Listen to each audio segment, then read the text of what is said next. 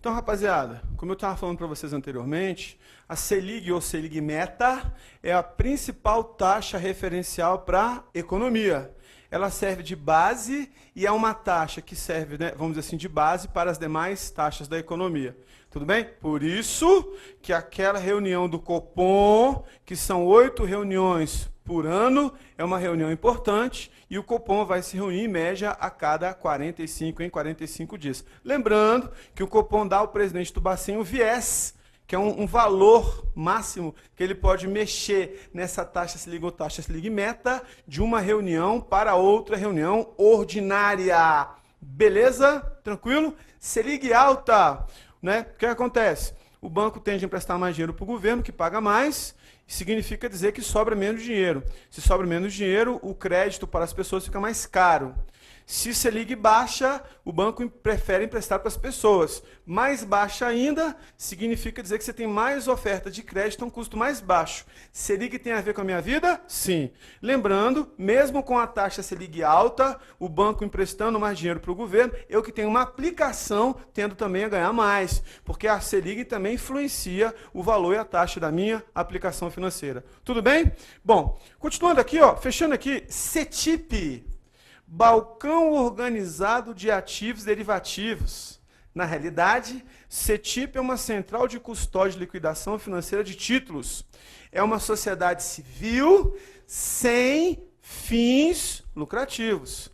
Criada em 1986 para preencher a lacuna de um sistema eletrônico de custódia e liquidação financeira no mercado de títulos privados. Mercado de títulos privados. Muito importante, a CETIP é depositária principalmente de títulos de renda fixa privados. Títulos de renda fixa privados.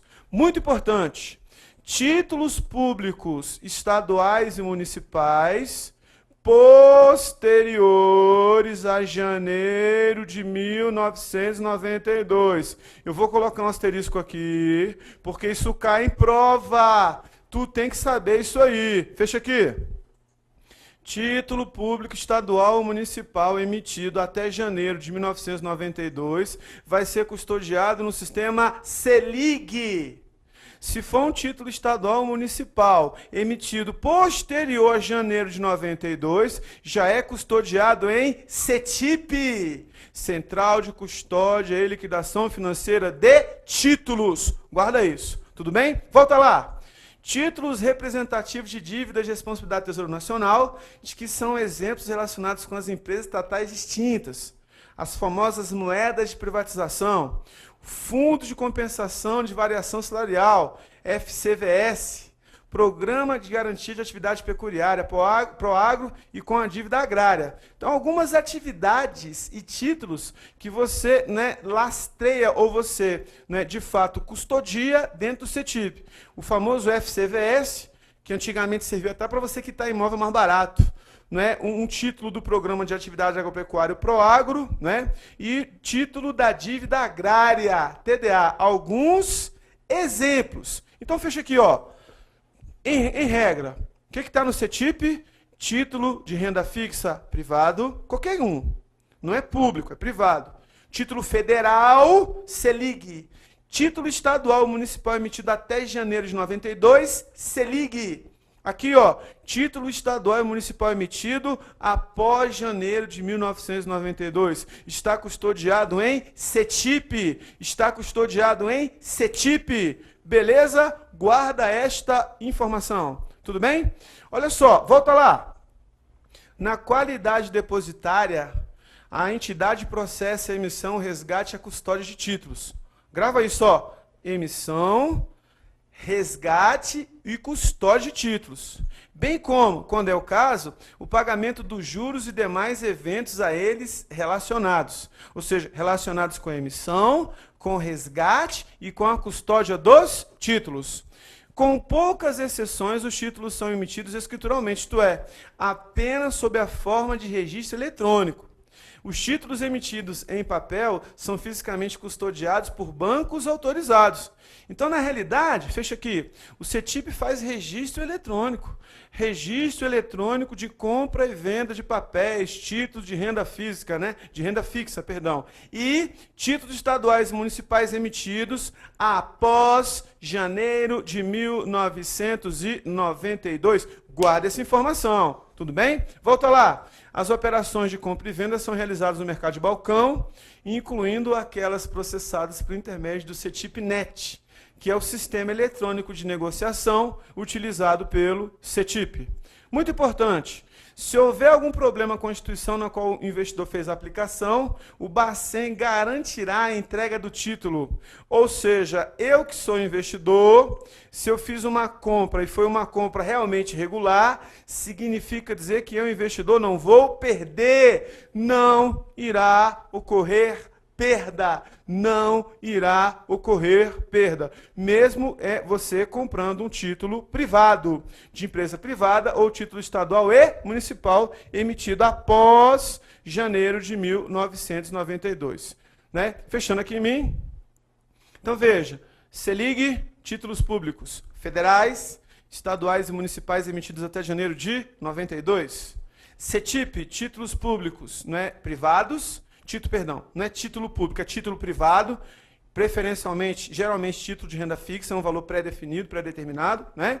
E você tem também títulos estaduais e municipais emitidos após janeiro de 1992. Volta lá! Quais são os principais títulos custodiados? CDB e RDB, certificado de depósito bancário, recibo de depósito bancário, fecha aqui. Lembrando que CDB e RDB são formas de captação via depósito a prazo. Forma de captação via depósito a prazo. Depósitos interfinanceiros entre instituições financeiras. Letra de câmbio, vou falar dela um pouco mais na frente. Letra hipotecária, que tem a ver com habitação. Debêntures, que são papéis emitidos por empresas privadas. Comercial papers também, que são emitidos por empresas privadas. E outros. Títulos, papéis custodiados. Papéis onde que em tempo real há a custódia e papéis em tempo real, né, você tem a custódia e o registro dessas operações. Beleza? Olha só, podem participar do CETIP, acompanhe comigo. Banco comercial, banco múltiplo, caixas econômicas, bancos de investimento, bancos de desenvolvimento, sociedades corretoras de valores, sociedades distribuidoras de valores, que são as duas fiscalizadas pelo Bacen, sociedade corretora de mercadorias de contratos futuros, empresas de leasing, depois eu vou falar sobre leasing. Leasing é aluguel com opção de compra. Companhias seguradoras, que fazem seguros, né? Já falei de seguro para vocês. Bolsa de valores, BMF, Bolsa de Mercadorias e Futuros, que você negocia e faz os negócios a prazo, tudo bem?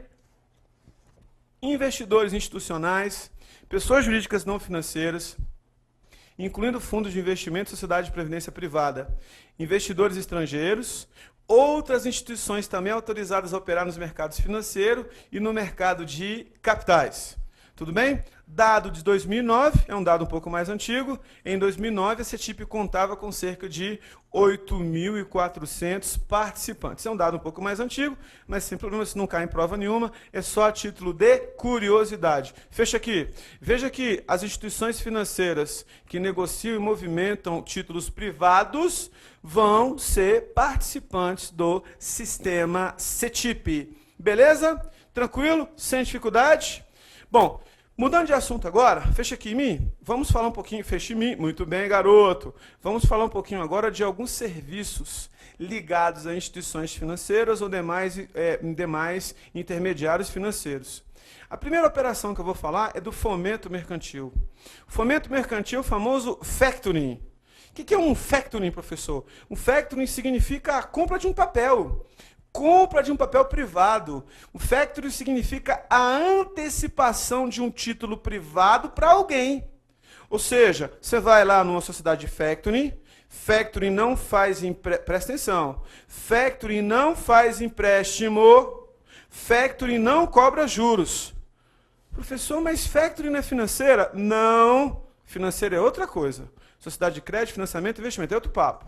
Eu estou falando agora de empresa de fomento mercantil, factoring. Uma das principais finalidades, principais atividades, trocar papéis. Na realidade, uma empresa de factoring, ela tem a competência de gerir toda a parte financeira das empresas, inclusive fazer a compra e venda desses papéis, desses títulos privados, né? Uma nota promissória a prazo, uma duplicata, né? Uma fatura, um cheque pré-datado e assim sucessivamente. Então, olha só, factoring, fecha lá.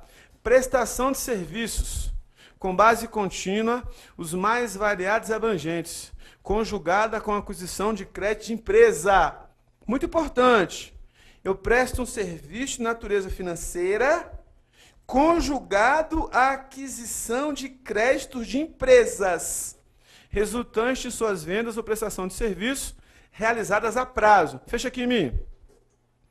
Uma empresa de fomento mercantil de factoring, ela vai gerenciar a parte financeira de uma empresa, aliado à compra de títulos a prazo. Hoje, se a gente for falar em termos de mercado, dificilmente uma empresa está gerindo a parte financeira da outra. Essa primeira atividade, que é a atividade mais importante, praticamente não existe.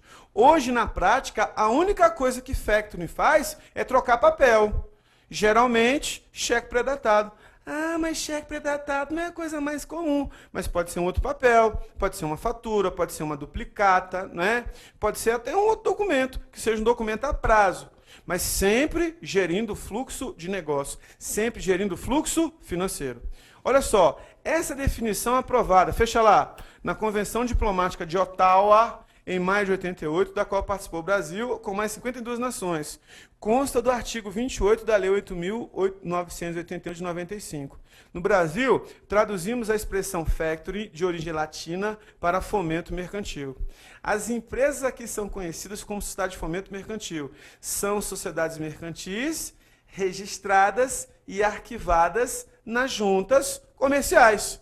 Lembrando, fecha aqui, factoring não faz empréstimo.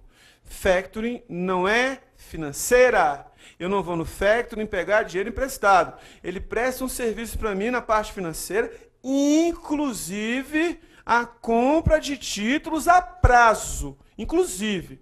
É o mais comum comprar título a prazo, cheque pré-datado, né, assim sucessivamente. Mas é uma empresa de prestação de serviço. Então não é uma empresa, não é um banco e não é autorizado a fazer empréstimo. Fecha lá.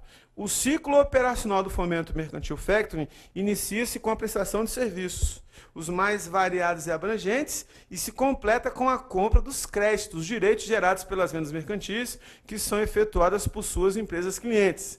Eu presto serviço, diversos serviços na área financeira, agregado à compra de créditos, agregado à compra de títulos, gerado pelas empresas. Fecha aqui em mim.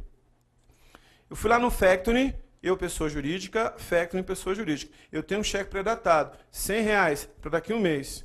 O factoring me cobra uma taxa, me cobra um fator, mas não posso dizer que ele cobra juros, porque ele não é banco nem instituição financeira. Então é R$100. Ele me cobra lá 5%.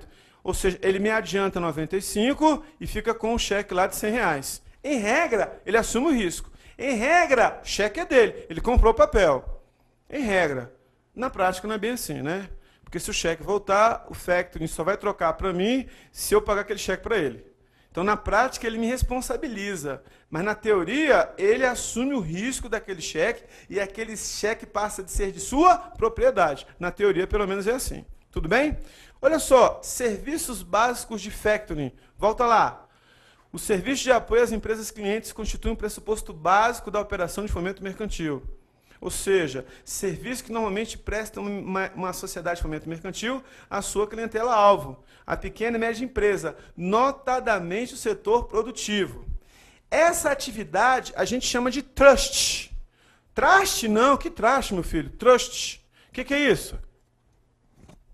Ela vai me orientar na compra de matéria-prima, ela vai organizar a minha contabilidade, ela vai organizar o meu fluxo de caixa, ela vai acompanhar as minhas contas a pagar e contas a receber. Ela vai buscar novos clientes de modo a melhorar o padrão dos seus produtos e expandir as vendas. Pela prestação de serviços, cobra-se uma comissão. Fecha aqui em mim. Cobra-se uma comissão, Não posso afirmar que empresa de factoring, fomento mercantil cobra juros. Isso não é verdade. Ela vai me cobrar uma comissão. Vai me cobrar um fator, uma taxa. Mas não é juros, é comissão. Ela me cobra uma comissão para prestar um serviço para mim de natureza financeira.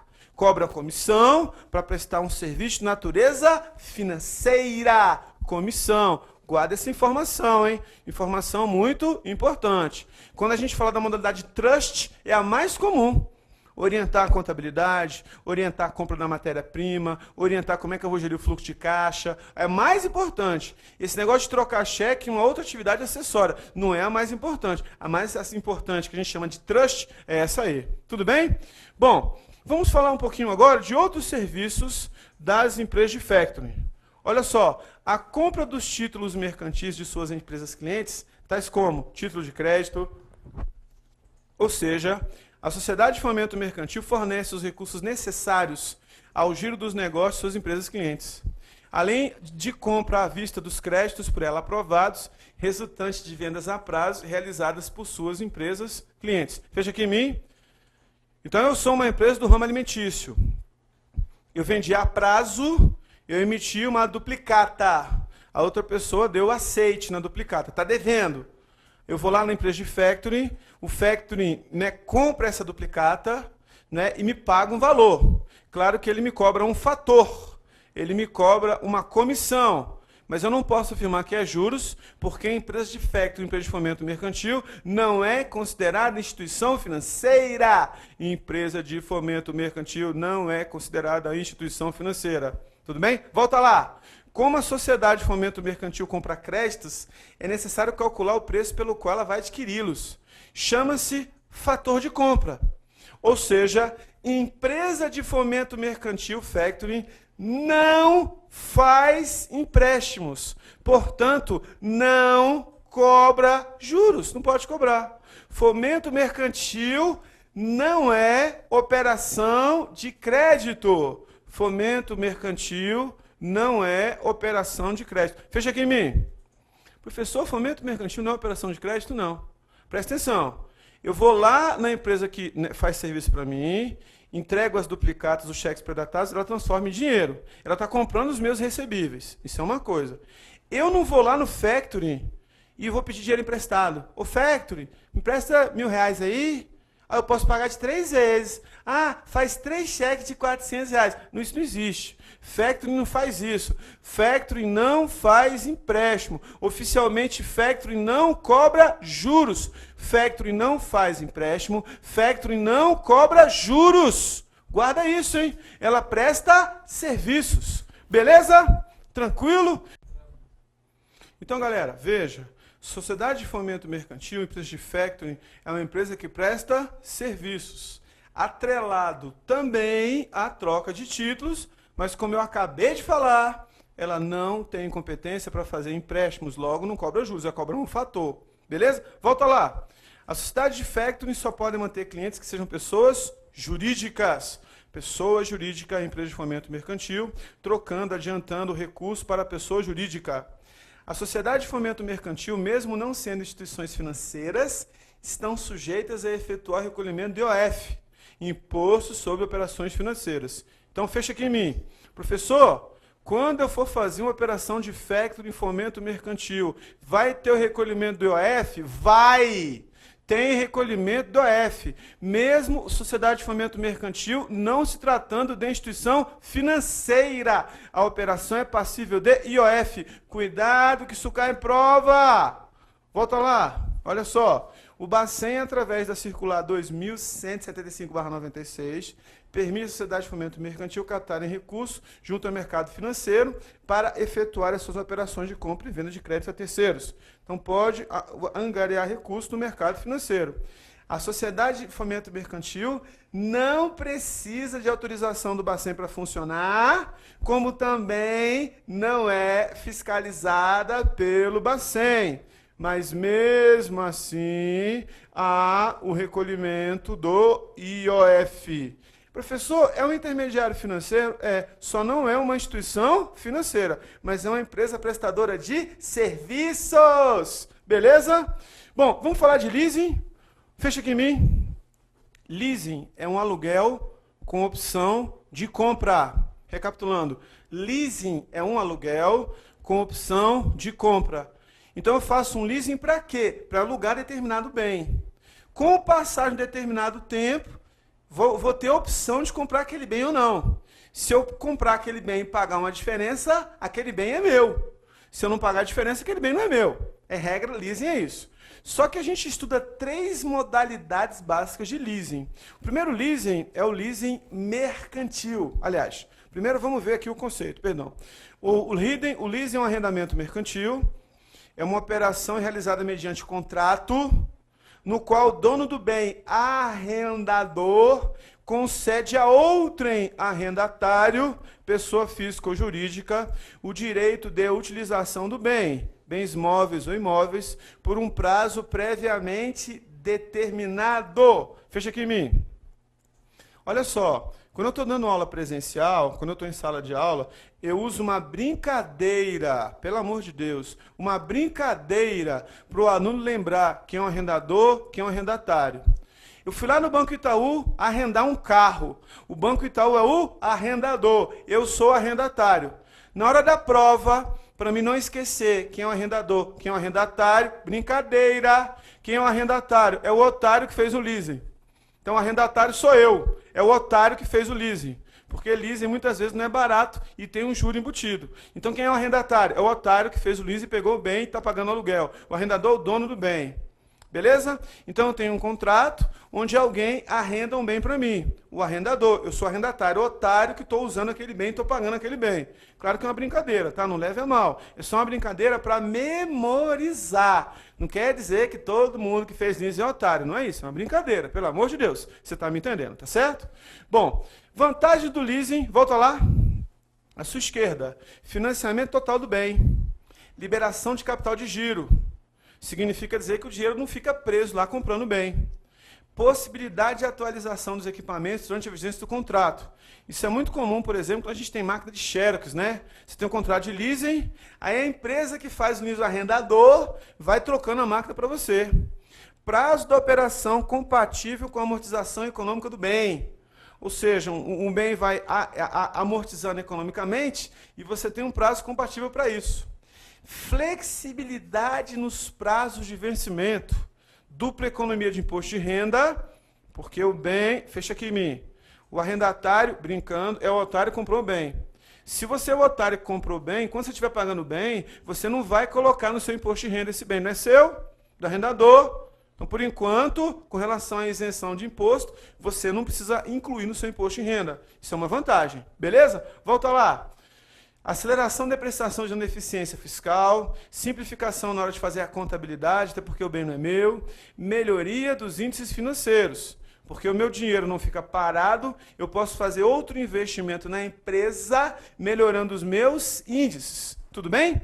Aí sim, vamos agora para os tipos de leasing. Primeiro tipo de leasing é um leasing operacional. O arrendador pode ficar responsável pela manutenção do bem arrendado ou qualquer outro tipo de assistência técnica que seja necessária para o seu perfeito funcionamento.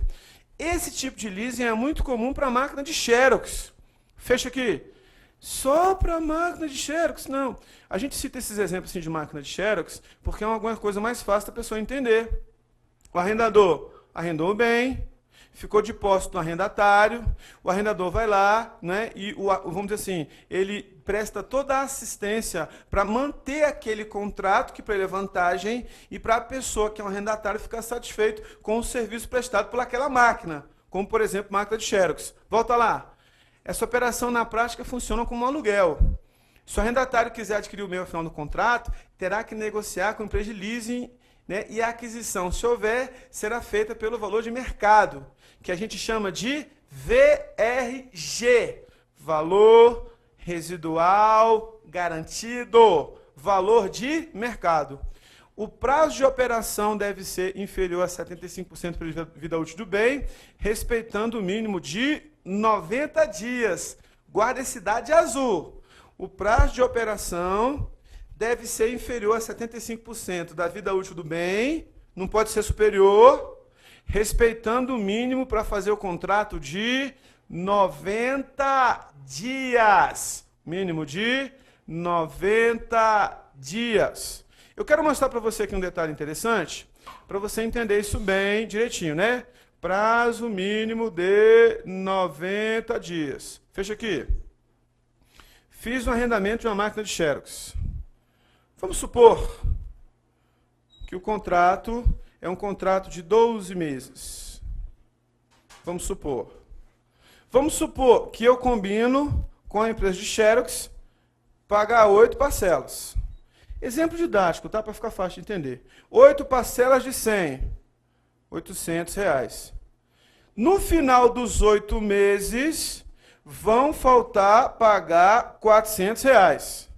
Esses R$400 é valor residual garantido, VRG. Mas vamos entender uma coisa. Esse dinheiro que a gente está colocando aqui, ó, esse dinheiro que a gente está colocando, esse dinheiro que a gente está enfatizando aqui, tudo bem? É um dinheiro que é em cima do valor do bem. Mas quando a gente fala valor do bem, uma coisa que você não pode esquecer, ó, valor de mercado. O que significa dizer? Significa dizer que neste momento, quando eu formalizei o contrato, até o momento que vai ter o VRG, é o valor de mercado desse bem. Eu estou pagando R$400 em cima de um bem que vale R$1.200. Valor de mercado. É esse valor que ele vale. Professor, eu fiz um contrato e ele desvalorizou. Valor de mercado. Se ele desvalorizou, eu vou considerar isso lá, porque eu vou considerar o valor de mercado. Professor, se eu pagar esse VRG, valor residual garantido, o bem é meu? É. Professor, se eu não quiser comprar esse bem, no final dos 8 meses, no final do contrato, eu posso devolver esse bem para a empresa de Xerox? Posso.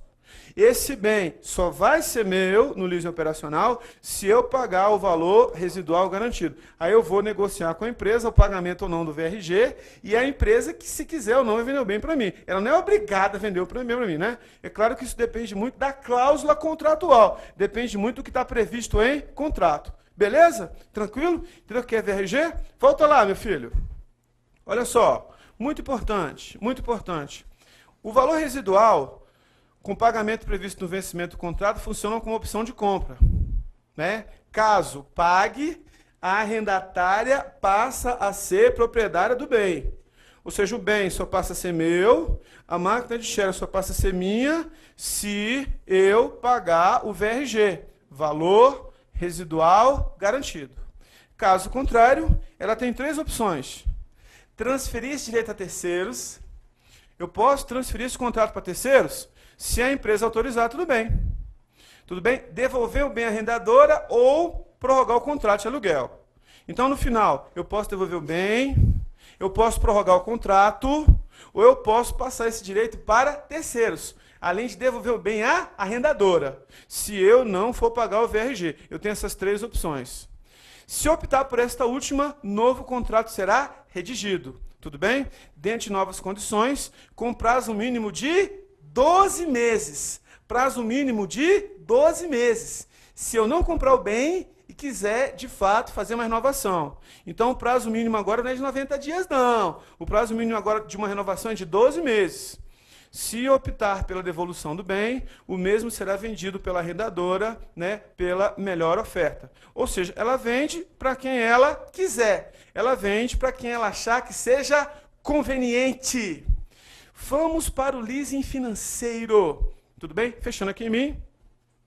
Então, leasing operacional é aquele onde, né, geralmente, o dono, o arrendador, se encarrega da manutenção, se encarrega de fazer a troca, muitas vezes, disponibilizar um novo para mim, e assim sucessivamente. Né? E muitas vezes, no leasing operacional, não há tanto interesse em vender o bem. Diferente do leasing financeiro. A empresa vende o bem se ela entender, né, o arrendador, se ela entender que seja conveniente. Já na empresa, né, quando a gente faz um leasing financeiro, do ponto de vista estritamente financeiro, basicamente o financiamento de médio e longo prazo, onde o VRG é pago no início do contrato ou diluído nas parcelas. Posso pagar o VRG no início ou posso diluir esse valor nas parcelas. Prazo mínimo de 24 meses para bens com vida útil de até 5 anos. E de 36 meses para os bens com vida útil superior a 5 anos. Então o VRG é pago no início, o VRG é pago no meio, ou ele vai ser diluído nas parcelas. Ele vai ser diluído nas parcelas. Tudo bem? Beleza, galera? Show de bola!